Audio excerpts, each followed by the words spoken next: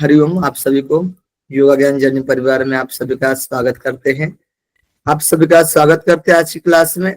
जैसा कि आप लोगों ने कल की क्लास देखी थी जिसमें हम लोगों ने घेरण संहिता को शुरू किया था। घेरण संहिता के बारे में हम लोगों ने बताया था आप लोगों को कि कितने उपदेश प्रकरण होते हैं। मैंने बताया था कि आप लोग को 7 प्रकरण होते हैं। 7 प्रकरण होते हैं और 7 प्रकरण के पर्टिकुलर नाम भी दिए गए हैं। इस तरीके से भी आप लोग को मैंने बताया था, जो कि षटकर्म, आसन, मुद्रा, प्रत्याहार, प्राणायाम, ध्यान और समाधि, इसके बारे में हम लोगों ने बताया आप लोगों को। सबसे पहले हम लोगों ने षटकर्म शुरू किया था। षटकर्म में 60 श्लोक है, 60 श्लोक का वर्णन मिलता है। आसन में 45 श्लोक का वर्णन मिलता है। मुद्रा में 100 श्लोक का वर्णन मिलता है। प्रत्याहार में 5 श्लोक का वर्णन मिलता है। प्राणायाम में 98 श्लोक का वर्णन मिलता है। ध्यान में 22 श्लोक का वर्णन मिलता है और समाधि में 23 श्लोक का वर्णन मिलता है। इस तरह की षटकर्म, आसन, मुद्रा, प्रत्याहार, प्राणायाम, ध्यान और समाधि के बारे में हम लोगों ने देखा था। ओके, और हम लोगों ने षटकर्म को क्या किया था, शुरू किया था। यहाँ तक आप लोग को एकदम से क्लियर हो गया था। उसके बाद हम लोगों ने देखा था कि यहाँ पर जो संवाद था राजा चंडकपाली और महर्षि घेरण जी के बीच में, और सवाल था कि राजा चंडकपाली का कि इस तत्व ज्ञान को पाने का उपाय बताइए करके। तो फिर घेरण ऋषि जो उपाय बताते हैं, सप्त साधन बताते हैं। इस घट की शुद्धि के लिए 7 साधन बताते हैं। तो सबसे पहला साधन की हम लोगों ने जिक्र किया था, और इन्होंने ये भी कहा था कि माया के समान कोई पाप नहीं, बल के समान कोई योग नहीं, ज्ञान के बढ़कर कोई बंधु नहीं और अहंकार से बढ़कर कोई शत्रु नहीं। ये चर्चा की थी। उसके बाद हम लोगों ने देखा था कि ये जो प्राणियों के कर्म जो होते हैं, सुकृत दुष्कृत कर्मों से शरीर बनता है, और इस शरीर रूप में होते हुए रहते हुए हम भोग ग्रहण करते हैं, सुकृत दुष्कृत पुण्य पाप, इसके थ्रू ही शरीर बनता है। वही कर्म संस्कार बनते रहते हैं और उसी तरीके से हमारा शरीर बनता रहता है। यानी चक्र चलता रहता है, शरीर कर्म वाला चक्र चलता रहता है। इस तरीके से हम लोगों ने चर्चा की थी। जिस प्रकार से यहाँ पर एक एग्जाम्पल दिया गया था कि बैलों के चलने पर घटी यंत्र जैसे ऊपर नीचे होते हैं, वैसे ही इस जन्म मृत्यु के चक्कर में हम लोग क्या करते हैं, ऊपर नीचे होते रहते हैं, यानी जन्म मृत्यु होता रहता है हमारा। ठीक है। फिर हम लोगों ने चर्चा की थी कि ये जो योगाभ्यास है, योगाभ्यास नहीं करेंगे, है ना, जो सप्त साधन बताए गए इसको नहीं करेंगे तो हमारे शरीर क्या होगा, एक कच्चे घड़े की तरह होगा। यानी कच्चा घड़े में जैसे पानी भरा जाएगा तो वो जल्दी फूट जाएगा, बर्बाद हो जाएगा, है ना, पानी निकल जाएगा, वो रह नहीं सकता। वैसे ही समझ लीजिए कि हम योगाग्निमय यानी ये सप्त साधन का अभ्यास करेंगे तो जो घड़े में पानी भी भरेंगे तो भी वो बनकर रहेगा, यानी वो पानी बाहर नहीं जाएगा। इसका मतलब कि अग्नि से जो घड़ा पकाया जाता है उसमें पानी समावेश रहता है, वहां से बाहर नहीं निकलता है। वैसे ही योग के अभ्यास से हम लोग क्या करेंगे, शरीर के अग्नि को, शरीर को क्या कर सकते हैं, पक्व बना सकते हैं, जिसके थ्रू हमारा शरीर यानी मृत्यु तक हम नहीं जा सकते, मृत्यु पर भी विजय प्राप्त कर सकते एक तरीके से। ओके, तो ये बताया गया है। 8 नंबर श्लोक इंपॉर्टेंट था, ये श्लोक से क्वेश्चन पूछा गया था, ध्यान रखना आप लोग। आगे हम लोगों ने देखा था कि 7 साधन, सप्त साधन 9 नंबर श्लोक से शुरू हुआ सप्त साधन, जो कि षटकर्म से शुद्धता की प्राप्ति होती है, आसन से शरीर में दृढ़ता आती है, मुद्रा से शरीर में स्थिरता आती है, प्रत्याहार से शरीर में धैर्यता आती है, प्राणायाम से शरीर में लघुता आती है, और ध्यान से शरीर में क्या होता है, आत्मा का प्रत्यक्ष हो जाता है, और समाधि से कोई विषय वासना नहीं रहती है, निर्लिप्त हो जाता है, कोई विषय से लिप्त नहीं रहता है व्यक्ति। इस प्रकार से हम लोगों ने चर्चा की थी। और छठ कर्म में 6 शोधन क्रिया होती है। तो 6 शोधन क्रिया को हम लोगों ने देखा था, धोती, बस्ती, नेति, लोहली की आएगी, उसके बाद त्राटक आएगा और कपालभाति। इस तरह के 6 कर्म होते हैं, ये देखा था हम लोगों ने। फिर सबसे पहले हम लोगों ने धोती को पढ़ा, तो जिसमें हम लोगों ने धोती के 4 प्रकार देखे थे, अंत धोती, दंड धोती, हृदय धोती, मूल शोधन। इस तरीके से हम लोगों ने चर्चा की थी। इसमें हम लोगों ने धोती धोती के 4 टाइप जो बताए गए, अंत धोती में 4 प्रकार आते हैं, वातसार, वारिसार, वर्णिसार, बहिष्कृत। दंत धोती में 5 प्रकार बताए गए, दंतमूल, जीवामूल, कर्णरंध्र राइट, कर्णरंध्र लेफ्ट, कान की जो शुद्धि क्रिया बताई गई, और कपाल रंध्र। इस तरीके से 5 प्रक्रिया बताई गई थी। हृदय धोती से संबंधित तीन प्रकार बताए गए थे, दंड, वमन, वसंधोती, और फिर मूल शोधन था वो एक ही था। इस तरीके से धोती के टोटल देखा जाएगा तो 13 धोती के प्रकार देखने में आते, 30। फिर धोती होने के बाद बस्ती के जो जल और सूक्ष्म बस्ती थी, हमारे दो प्रकार की बस्ती बताई गई। नीति का कोई ऐसा प्रकार नहीं मिलता, एक ही प्रकार है। लवली की जो हम लोगों ने देखा था वो भी एक ही प्रकार है, त्राटक भी एक ही प्रकार है। कपालभाति के तीन प्रकार बताए गए थे, वातक्रम, वित्तक्रम और शीतक्रम। इस तरीके से हम लोगों ने चर्चा की थी और सबको ये याद करवा दिया था। मुझे लग रहा है ऐसा कोई नहीं है यहाँ पर कि जिसको याद नहीं हुआ है। बताइए ऐसा कौन है जिसको याद नहीं हुआ है ये चार्ट, जो कि मैंने सबको रिवाइज करवा दिया था कल 15 मिनट में। सब लोगों से पूछा था मैंने, किसी को नहीं छोड़े छोड़े थे ना हम लोगों ने, है ना। सब लोग पाठ किए थे इसका। ओके, सबको याद है, थम कर लीजिए। ओके, आभा जी, विद्या जी, ज्योत्सना जी,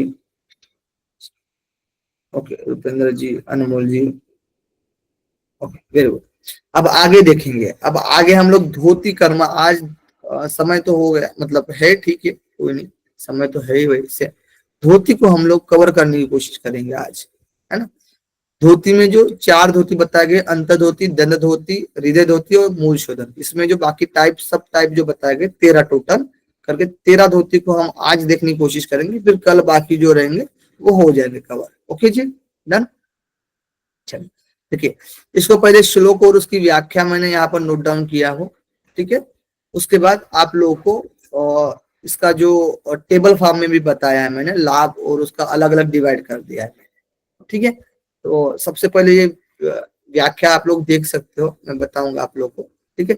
इस तरीके से फिर टेबल फॉर्म में आप लोग को समझा दिया जाएगा, एक ही टेबल फॉर्म में एक एक इसको कवर करवाया जाएगा, ठीक है।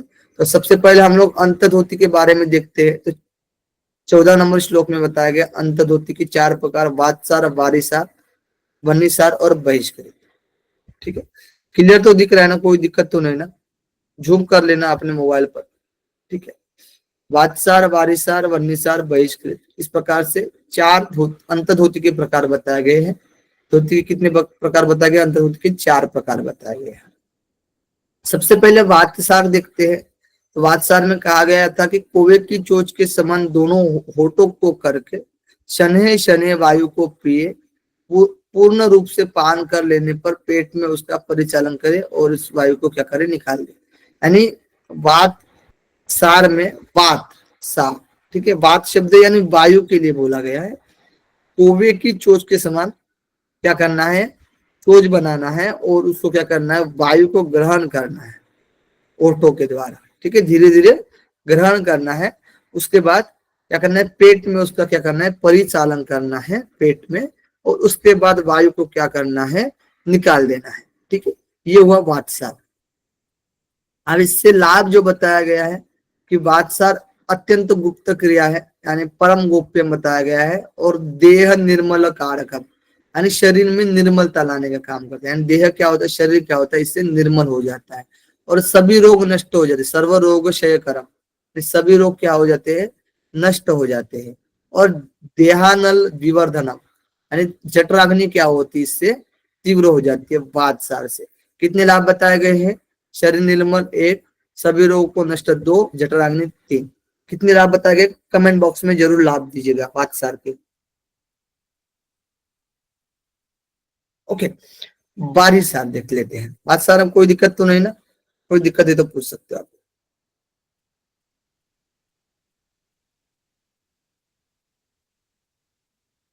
ओके,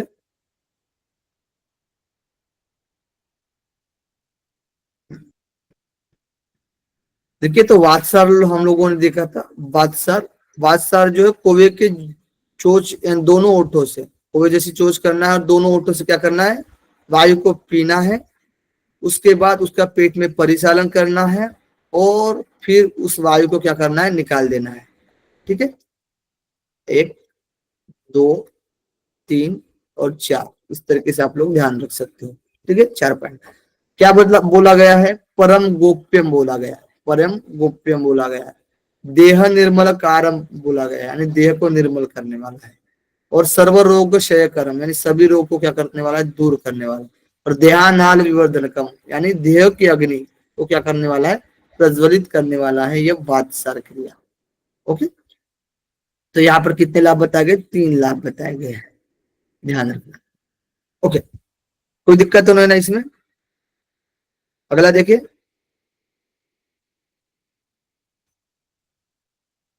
आगे देखिए, अब देखते हैं वारिसार। वारिसार बताया गया है कि मुख से धीरे धीरे जल पीते हुए कंठ तक जल से भरे। अब देखिए, वात यानी वायु से हो गया, वारी यानी जल से संबंधित। किससे संबंधित है, जल से संबंधित। तो क्या करने के लिए बोला गया कि जल, मुख से धीरे धीरे जल पीना है। किससे पीना है, तो मुख से पीना है, और कंठ तक जल से भर लेना है। कंठ तक क्या कर लेना है, भर लेना है। ओके, कंठ तक जल से भर लेना है। उसके बाद उदर को चलाकर जल को अधोमार्ग से निकाल देना है। यानी कंठ तक जल भराने के बाद उदर यानी पेट में चलाना है, और फिर अधो यानी नीचे के मार्ग से, उदा के मार्ग से क्या कर लेना है, निकाल देना है। यह वारिसार संज्ञक धोती कहा जाता है, वारिसार। ठीक है, इसको परम गोपनीय कहा गया है, और शरीर को सच्चा करने वाली क्रिया है, और इसका प्रयत्न पूर्वक साधन करने से वाले योगी देवताओं के समान शरीर क्या होते, प्राप्त करते हैं। ओके, टेबल फॉर्म में इसको समझते हैं। देखिए, तो वारिसार में हम लोगों ने देखा था कि मुख से जल पीना है। मुख से जल पीते हुए कंठ तक जल को क्या करना है, भरना है, और उदर में क्या करना है, चलाना है, और जल को अधोमार्ग से क्या कर लेना है, निकाल देना है। ठीक है, मुख से पिएंगे, कंठ तक जल भरेंगे, उदर को चलाएंगे, और अधोमार्ग से क्या करेंगे, निकाल देंगे। इसको वारिसार बोला गया है।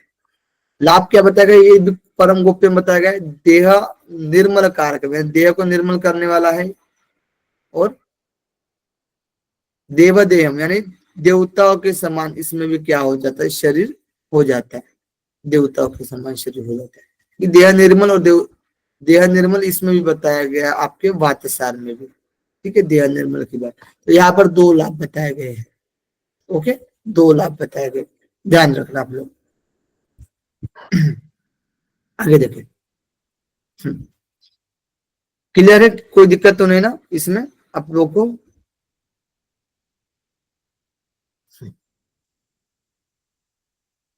आगे देखिए, अब देखते अग्निसार क्रिया। तीसरा नंबर की जो हमारी क्रिया है वो है अग्निसार क्रिया। तो अग्निसार क्रिया के लिए बोला गया कि नाभि ग्रंथि मेरु पुष्ट शतवारम च कारयेत, यानी कि प्राण वायु को रोक कर नाभि को मेरे पुष्ट भाग में लगाए। यानी इसमें क्या करना है, रेचक करने के लिए बोला जाता है अग्निसार में। जब हम रेचक करते हैं इसके बाद क्या करेंगे, यानी प्राण वायु को रोक दिए है, बाहरी यानी बाहर कुंभक कर रहे हैं हम लोग। ठीक है, इसको बोलते हैं बाहरी कुंभक। ठीक है, इससे अग्निसारक संज्ञक धोती कर्म संपन्न होती है।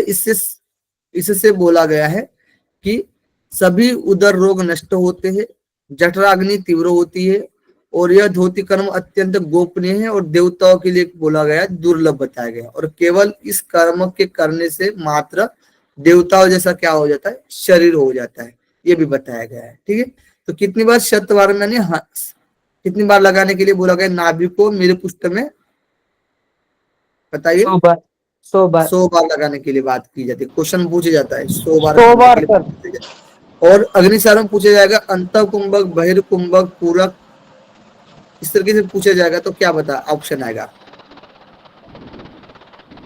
अग्निसार में, बहिर्कुंभक आएगा, बहिर्कुंभक आएगा। ठीक है, तो ध्यान रखना आप लोग।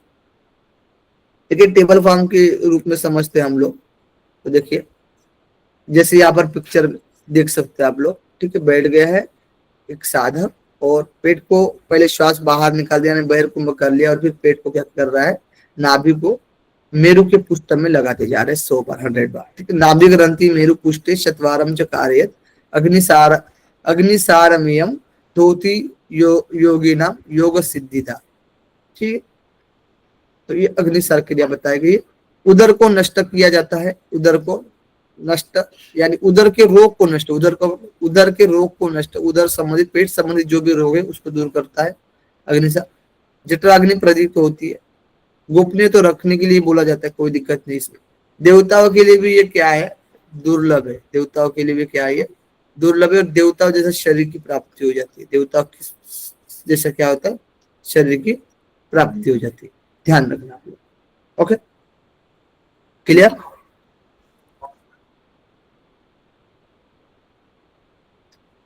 आगे देखिए, आगे देखिए यहाँ पर बहिष्कृत धोती, बहिष्कृत धोती को पढ़ते हैं हम लोग।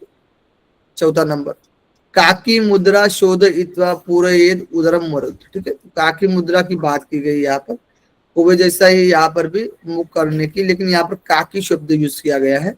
तो कोवे के चोच के समान ओटो को करके उनके द्वारा वायु पान करते हुए उदर को भरना। ठीक है, वायु का पान करके क्या करना है, उदर को भरना है। ठीक है, उदर को भरना है। उसके बाद पान करने के बाद जो आधा प्रहर का मतलब होता है 1.5 घंटा, कितना, 1.5 घंटे की बात की जाती है, आधा प्रहर। ठीक है, 1.5 घंटे की बात की जाती है।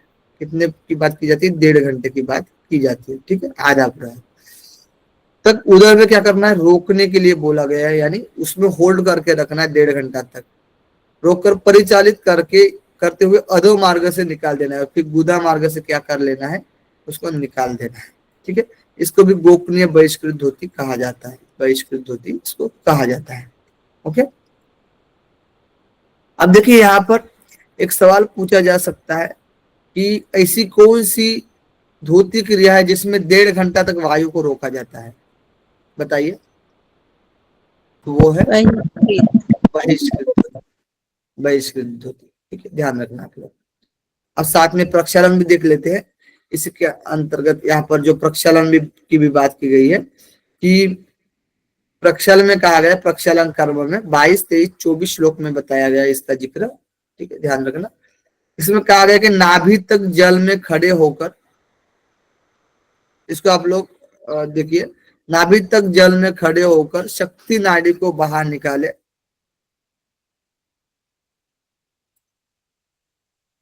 ठीक है, ले जाते, हाँ। तो नाभि तक जल में खड़े होकर शक्ति नाड़ी को बाहर निकाले। शक्ति नाड़ी मतलब क्या है कि जो इनस पार्ट वाली जो नाड़ी होती है उसको बाहर निकालने की बात की गई, उसी को शक्ति बोला गया है।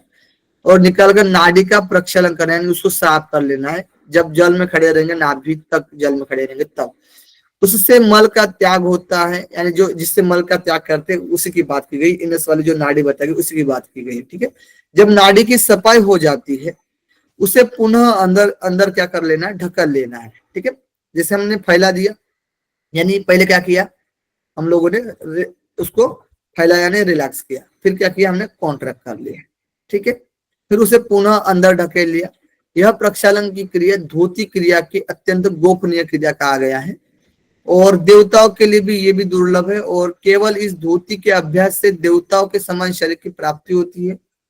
जब तक साधक में इतना सामर्थ्य उत्पन्न हो जाए कि वह वायु को आधा प्रहर तक, यानी जब तक आपका बहिष्कृत धोती, ठीक है, आधा प्रहर बोला गया ना, जब तक वायु को आधा प्रहर यानी 1.5 घंटे तक उदर में रोक सके, तब तक उसे यह बहिष्कृत सज्ञक महाधोती नहीं करनी चाहिए। अब यहाँ पर एक सवाल उठता है आप लोगों का, ठीक है, बहिष्कृत महाधोती बोला गया, महाशो, यानी देखिए यहाँ पर जब तक साधक में इतना सामर्थ्य देवता के समान शरीर प्राप्त होती है, उसके बाद जब तक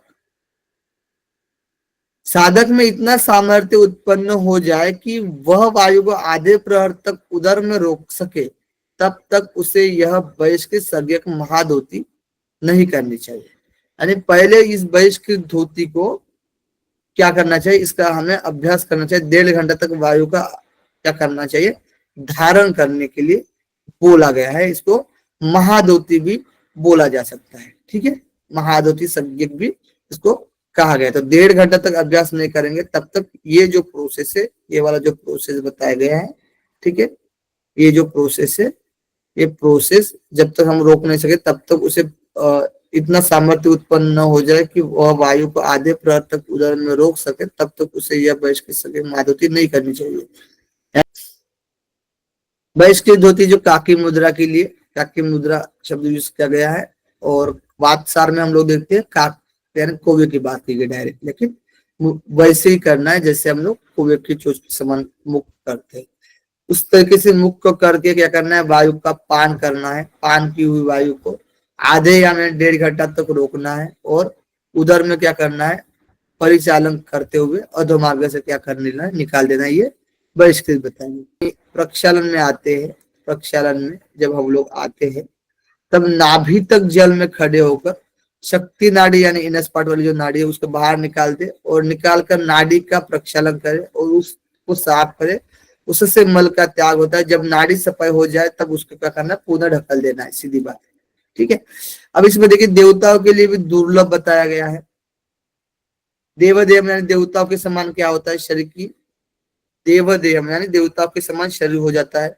जब तक साधक में इतना सामर्थ्य उत्पन्न हो कि वह वायु का आधे प्रहर तक उदर में रोक सके, तब तक उसे यह बहिष्कृत सगक महाधुति नहीं करनी चाहिए। बहिष्कृत धोती को ही महाधुति बोला जाता है, बहिष्कृत धोती को महाधुति बोला गया है। जब तक इसमें निपुण ना हो तब तक इसका अभ्यास के लिए अवॉइड किया गया है। ठीक है, यानी 1.5 घंटा तक अभ्यास हमें इसमें करना है। तो बहिष्कृत को ही महाधुति बोला गया है, ये ध्यान रखें। कंपेयर कर लेते हैं हम लोग अभी। ठीक है, अंतर धोती के जो 4 धोती के प्रकार है उसमें कंपेयर कर लेते हैं हम लोग। सबसे पहले तो सबसे पहले आप लोग देखिए, बताइएगा आप लोग, और जो देह देह निर्मल कारक, देह निर्मल कारकम है वो किसमें किसमें बताया गया, देह की देह शुद्ध हो जाता है, निर्मल हो जाता है। वात्सार, वारिसार और प्रक्षालन। ठीक है, देह निर्मल कारकम, तीन में वात्सार, होता है। वारिसार, वारिसार, वारिसार और प्रक्षालन। क्या है, प्रक्षालन।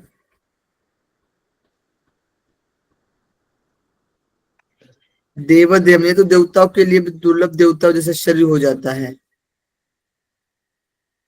2 ही में बताया गया ना, वात्सार और वारिसार। हाँ, वारिसार और वात्सार 2 ही में है। ठीक है, 2 ही में है। ओके, अब देखिए देहानल विवर्धनम, ठीक है, अग्नि को प्रदीप्त करने वाली, ये देह की अग्नि को प्रदीप्त करने वाला वात्सार में है, और फिर किस में है, वारिसार में है, अग्निसार, अग्निसार में। वात्सार में, ये दिखेगा ही नहीं, किसका माइक ऑन है प्लीज म्यूट कर लीजिए। वात्सार में है, अग्निसार में है, और किसी में है नहीं ना, ठीक है, 2 ही में है ये भी। ठीक है, अब यहाँ पर देखिए देवताओं के समान देह, देवताओं के समान देह, वारिसार, वैनिसार, प्रक्षालन करम। हाँ, देवताओं के समान जो है वारिसार में है, और देवताओं के जैसा शरीर अग्निसार में है, वारिसार, वनिसार और देवदेहम प्रक्षालन। ठीक है, इस 3 में बताया गया। Okay okay, clear. देवताओं के लिए दुर्लभ की जब बात आएगी, ठीक है, कंपेयर कर लेना आप लोग, देवताओं के लिए दुर्लभ आ जाएगा तो प्रक्षालन, उसके बाद देवताओं के लिए दुर्लभ जो है वो वन्निसार, वन्निसार, और फिर है वही वन्निसार हो गया ना, और फिर देवताओं के लिए दुर्लभ और किस में बताया गया है, नहीं ना, 2 ही में बताया गया है, 2 में। ठीक है, तो इस तरीके से आप लोग कंपेयर भी कर ले। Okay, clear. Okay okay, done.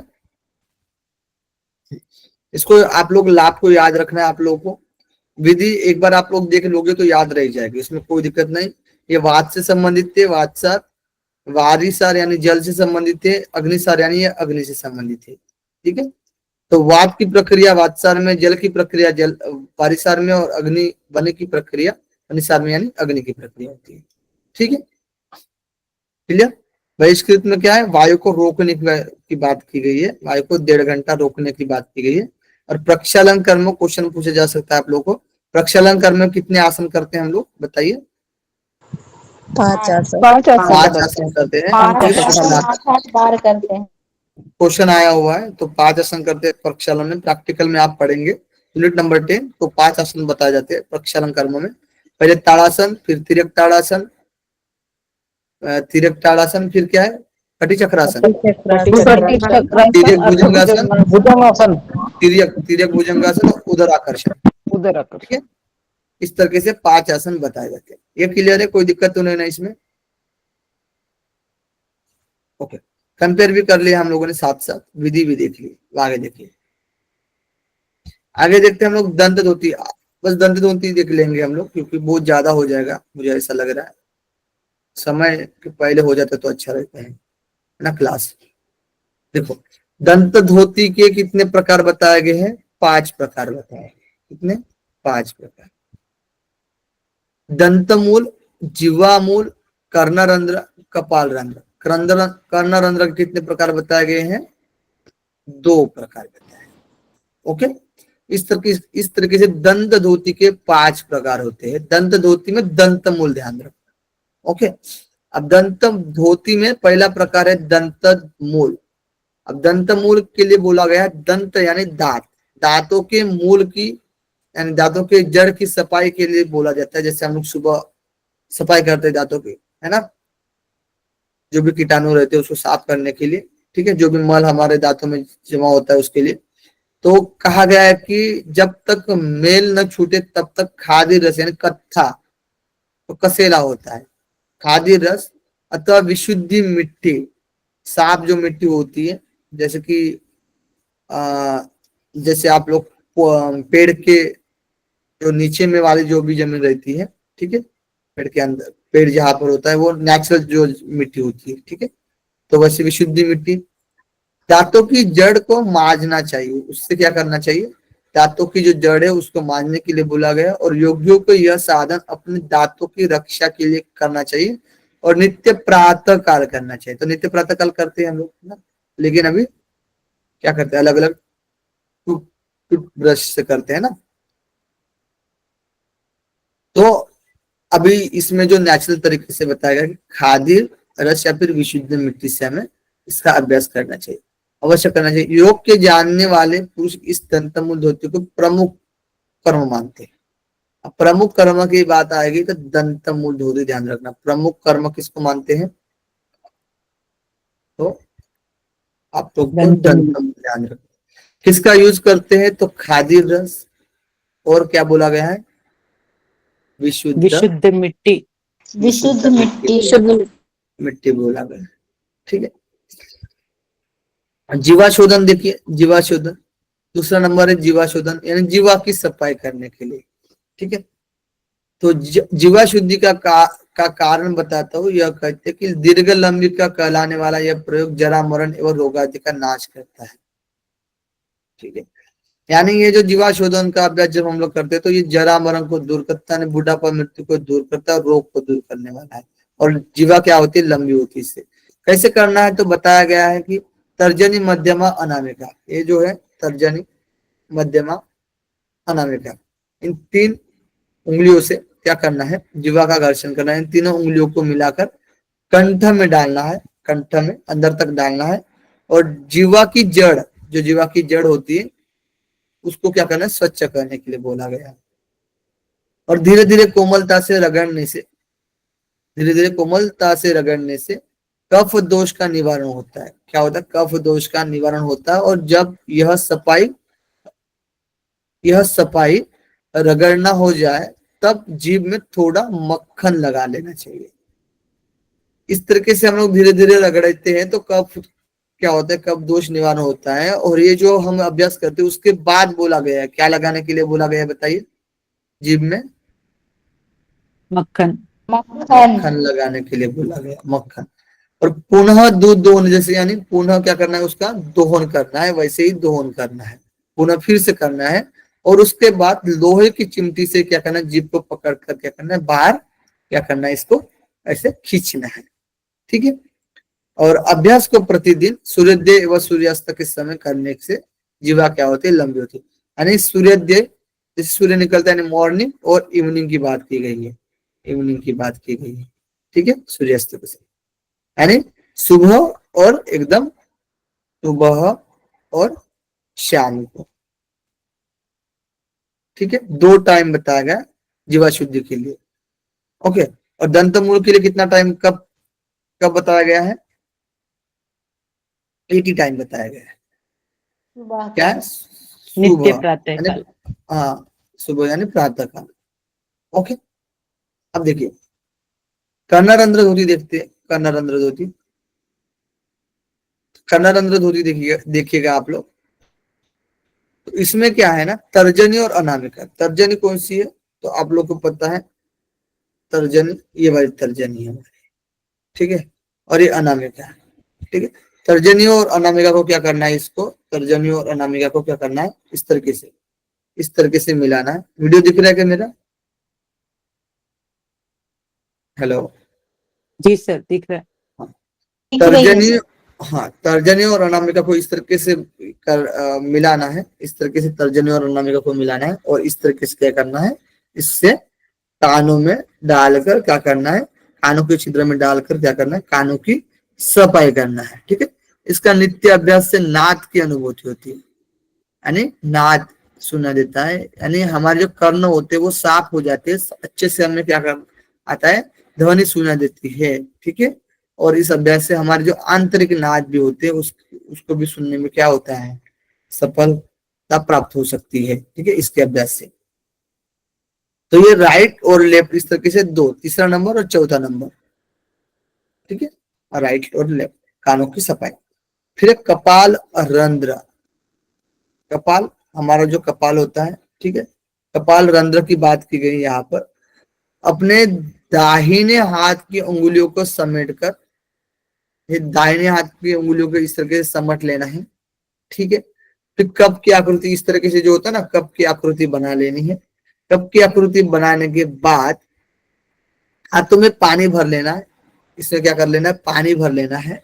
और कपाल रंध्र को क्या करना है, ब्रह्म रंध्र को इस तरीके से क्या करना है, हमें थपकी देनी है। समझ में आ रहा है? इस तरीके से हमें थपकी देना चाहिए। इस प्रकार के अभ्यास से कफ दोष से मुक्ति होती है, मुक्ति मिलती है। और खोपड़ी के ऊपर की, ये जो खोपड़ी है इसके ऊपर की जो भी नाड़ी है हमारी, वो क्या होती है, निर्मल हो जाती है, वो निर्मल हो जाती है। अब इसको कब करना चाहिए, तो निद्रांते यानी निद्रा के अंत में, निद्रा होने के बाद, भोजनांत यानी भोजन करने के बाद, और दिवांत यानी दिन के अंत में, दिवांत यानी दिन के अंत में, ठीक है। यानी नींद से जगने के बाद, भोजन करने के बाद और दिन के अंत में इसका क्या करना है, और प्रतिदिन, प्रतिदिन क्या करना है, इसका अभ्यास करना है। ओके, ये हमारा है कपाल रंध्र। Clear?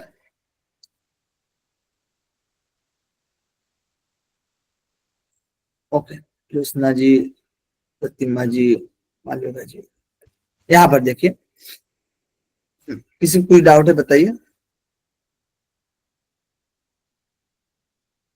Meenakshi ji. Yes sir. Sir करण रंध्र जो बताया आपने सर, वो कैसे पॉसिबल है? दो टू फिंगर्स को कानों में ये सफाई अभी करना। जैसे मैंने बताया था ना, ये जो है, देखो कैमरे में दिख रहा है आपको, हाँ ये जी। इस तरीके से, इस तरीके से ट्राई करके देखिए। इस ठीक है तरीके से सर। सफाई करने की बात की गई है, ओके ट्राई सर। करके देखिए, आराम से पॉसिबल है। हम्म। ये तो मैं तो आपके सामने ही कर रहा हूँ। सर एक ही उंगली जाती, दोनों जाती नहीं। हाँ। एक सपोर्ट में आ जाता है उसमें, ठीक है, दोनों का इस्तेमाल किया जाता है।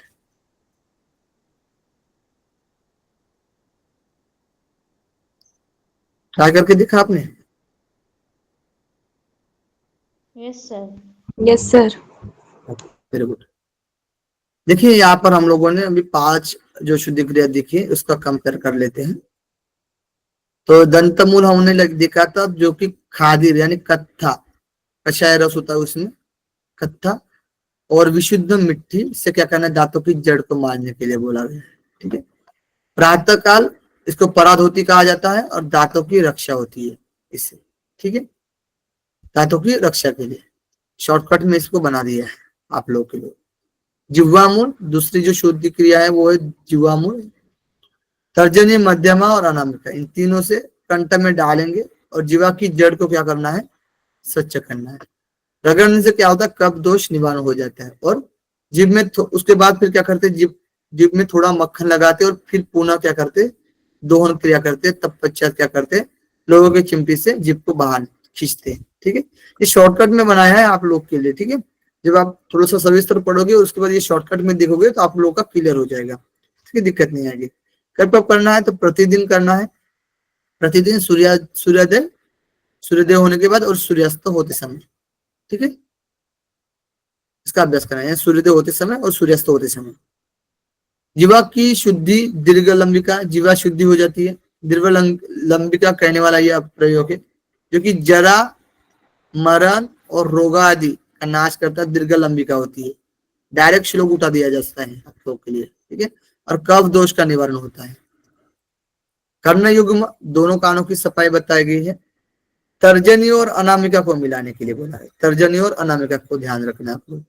दोनों कानों के छिद्रों की सफाई, यानी तीसरा और चौथा नंबर इसी प्रकार में आएगा कर्ण में। नित्य अभ्यास से क्या होता है, नाद की अनुभूति होती है। फिर कपाल रंध्र 5वें नंबर का, जो कि क्या बोला गया कि दाहिने हाथों की उंगलियों को क्या कर लेना है, समेट लेना है। कप की आकृति बनानी है इस तरीके से, पानी भर लेना है, उसके बाद पानी भर लेना है और फिर कपाल रंध्र में क्या कर देना, थपकी देना है। इससे क्या होती है, तो कफ दोष होता है, खोपड़ी के ऊपर की जो नाड़ी होती है वो निर्मल होती है, जिससे हमारी दिव्य दृष्टि की प्राप्ति होती है। ठीक है, दिव्य दृष्टि की भी प्राप्ति होती है, ये ध्यान रखना। कफ दोष निवारण, खोपड़ी की नाड़ी निर्मल और दिव्य दृष्टि की प्राप्ति होती है। ठीक है, नींद से जागने के बाद, भोजन करने के बाद और दिन के अंत में। ठीक है, 3 बार बताया गया यहाँ पर, अब प्रतिदिन करने के लिए बोला गया। ओके, क्लियर एवरीवन, इसमें कोई दिक्कत तो नहीं ना?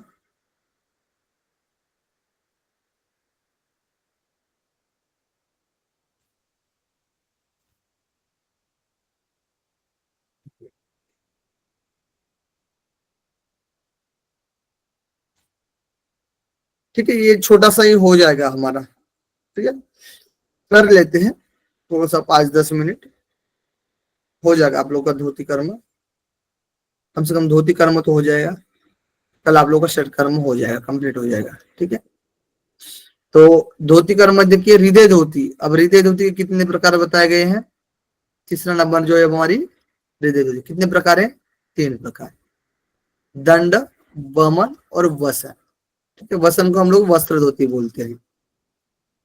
ओके, अब दंड धोती देखिए, सबसे पहले 36 और 37 श्लोक में बताया गया है, रमा दंडम हरि दंडम वेत्र दंडम तथैव च। ठीक है, हृदय मध्य चालयित्वा तू पुनः प्रत्याहारेच्छेन, यानी कि केले के मृदु यानी रंबा दंड और हल्दी के डंडा और बेत का डंडा, ठीक है, जो कोमल होता है, उसको हृदय के मध्य में, यानी ये हृदय जो मध्य का भाग आता है। ठीक है, तो इसके लिए इस संदर्भ में इसके हृदय को मध्य में बोला गया है, जैसे हम दंड करते हैं। जो अभी अब बहुत लोग जो आसानी से वो ट्यूब का यूज करके क्या करते हैं, दंड करते हैं।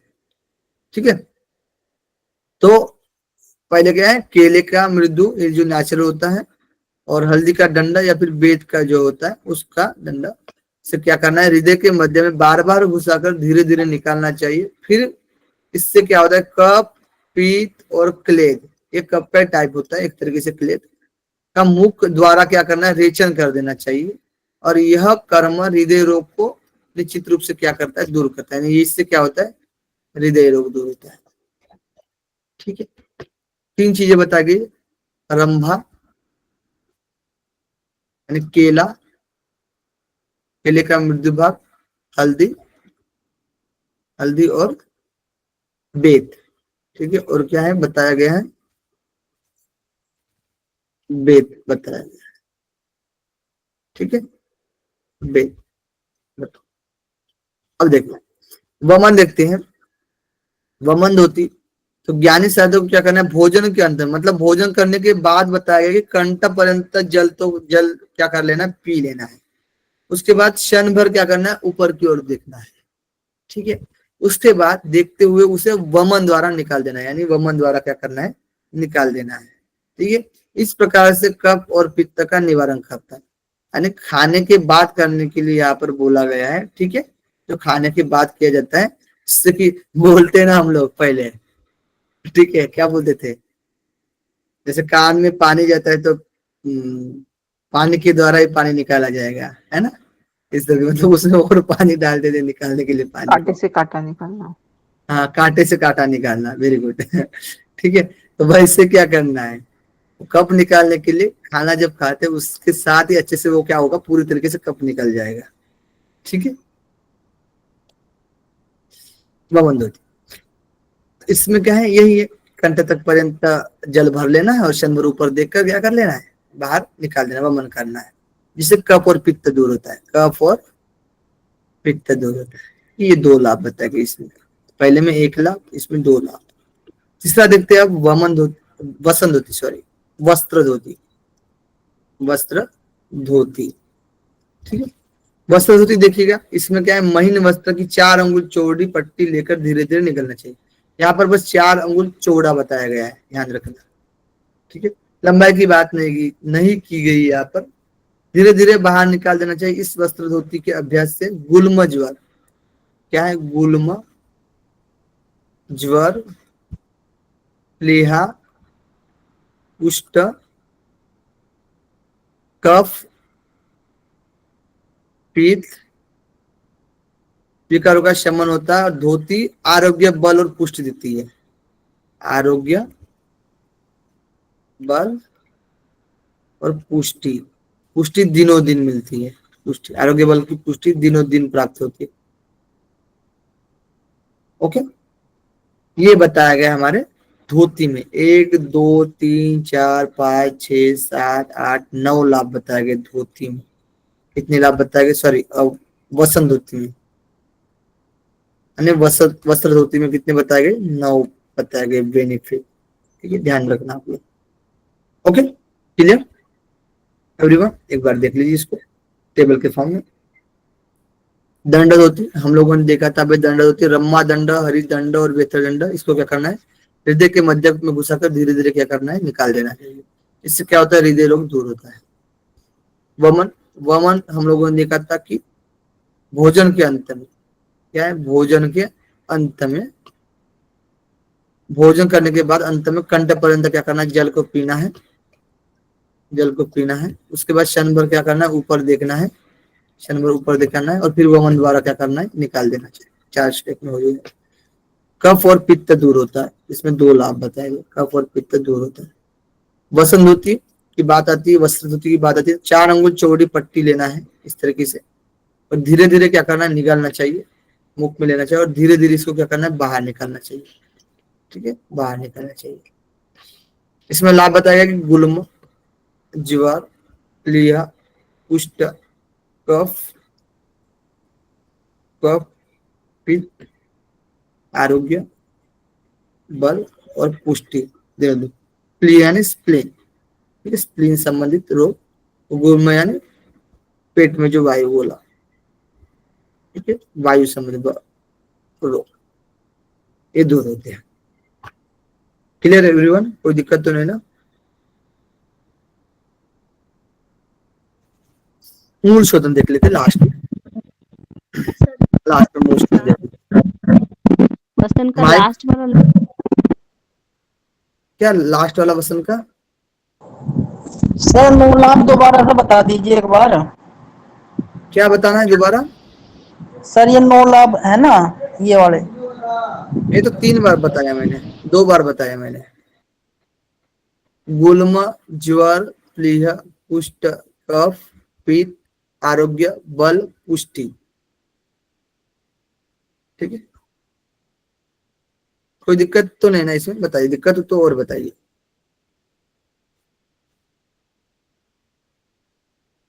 मूल शोधन देखिए आप लोग, मूल शोधन, मूल की जड़, गणेश क्रिया भी बोला जाता है इसको। ठीक है, मूल शोधन न होने तक अपान वायु की क्रियता नष्ट नहीं होती, यानी अपान वायु बना रहता है। अपान वायु में जो क्रियता रहती है, वायु में जो दोष रहता है वो बना रहता है, जब तक मूल का शोधन ना किया जाए, इनस का शोधन ना किया जाए। इसलिए प्रयत्न पूर्वक मूल शोधन कर्म करना चाहिए। हल्दी की जड़ अतः मध्यमा अंगुली बोला गया, इसमें क्या बोला गया, हल्दी की जड़ अथवा मध्यमा अंगुली, मध्यमा अंगुली द्वारा क्या करना है, जल योग से, जल के साथ पुनः पुनः प्रक्षालन आवश्यक है। क्या करना है, जल के साथ इसका क्या करना है, अभ्यास करना है। इस क्रम से कोष्ठ, कोष्ठ, काठिन्य, काठिन्य, कोष्ठता, ठीक है, कॉन्स्टिपेशंस, कोष्ठ काठिन्य एक ये इसमें कि जो मल की शुष्कता हो जाती है, मल शुष्क हो जाता है, मल अवरोध हो जाता है, ठीक है। एवं आमाजीर्ण,